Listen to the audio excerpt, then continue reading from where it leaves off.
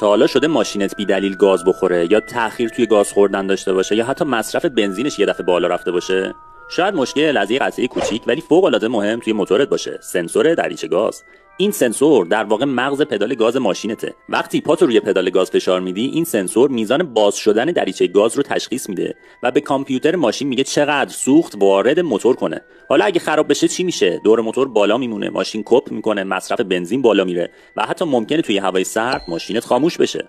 در بیشتر ماشین‌های داخلی این سنسور از نوع شاخکدار استفاده شده که مقاومت متغیر داره و موقع باز و بسته شدن دریچه مقدار ولتاژ رو به ECU میفرسته. تو مدل‌های جدیدتر هم که دریچه گاز برقی دارن، خود سنسور داخل محفظه دریچه تعبیه شده. این قطعه مستقیم روی عملکرد موتور و مصرف سوخت تاثیر داره و خرابی اون میتونه باعث بشه حتی وقتی پاتو از روی گاز هم برمی‌داری، دور موتور دیر پایین بیاد یا برعکس وقتی گاز میدی ماشین با تأخیر واکنش نشون بده.